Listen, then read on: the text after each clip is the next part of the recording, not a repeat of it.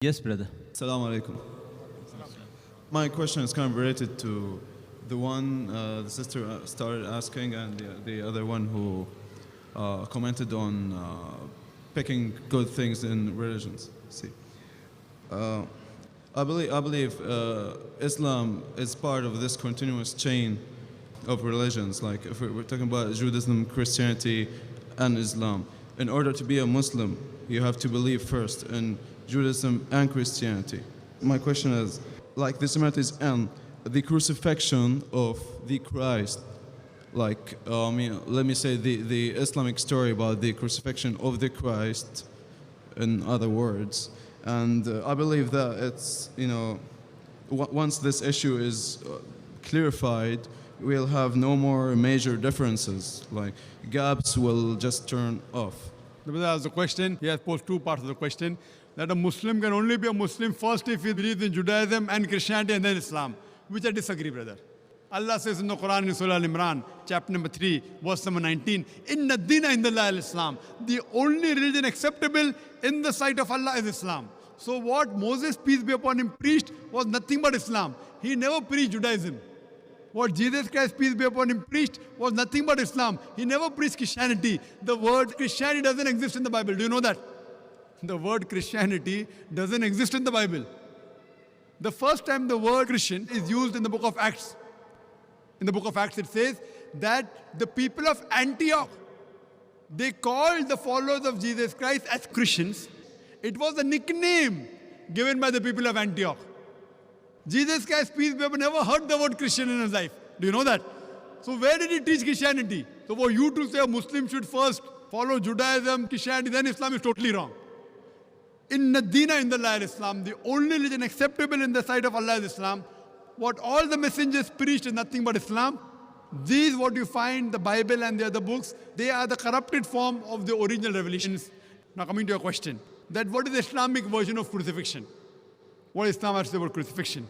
Quran says in Surah Nisa, chapter number 4, verse number 157, that they said in boast that we killed Jesus, the son of Mary, the Jews.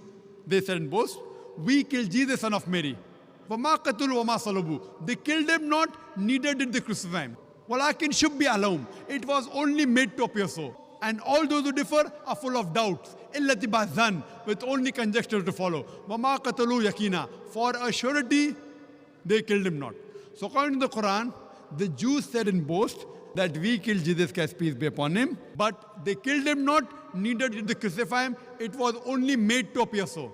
And all those who differ are full of doubts, with only conjectures to follow. For a surety they killed him not. So according to the Quran, we believe that Jesus Christ, peace be upon him, he was not crucified.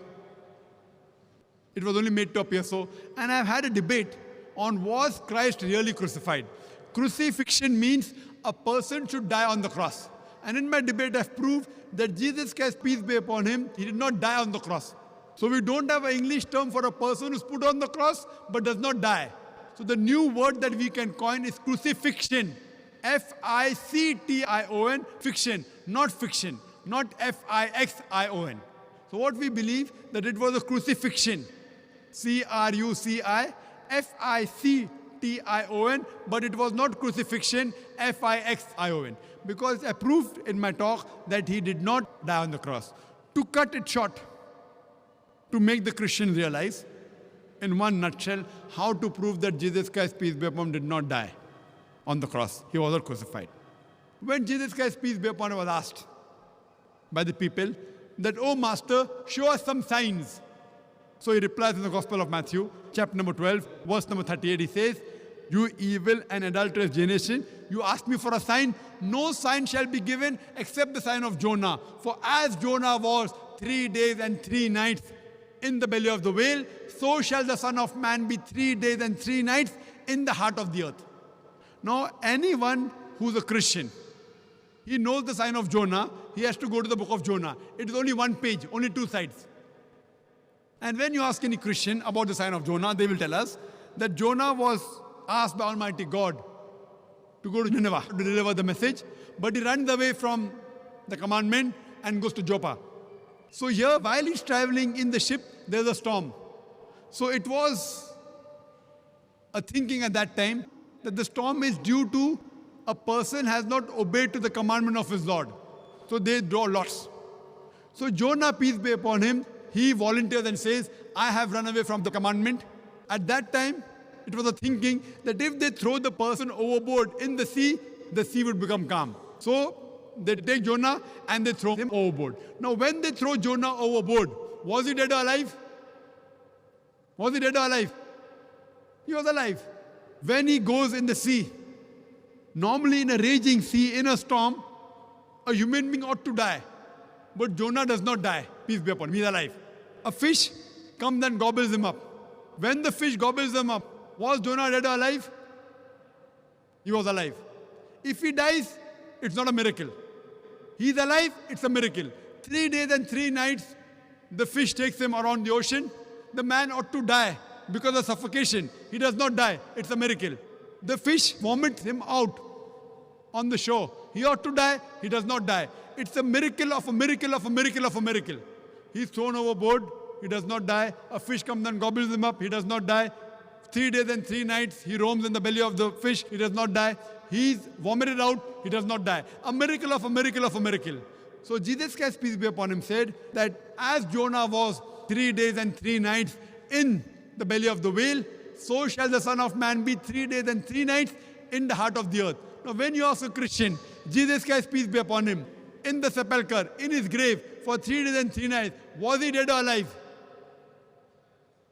Was he dead or alive?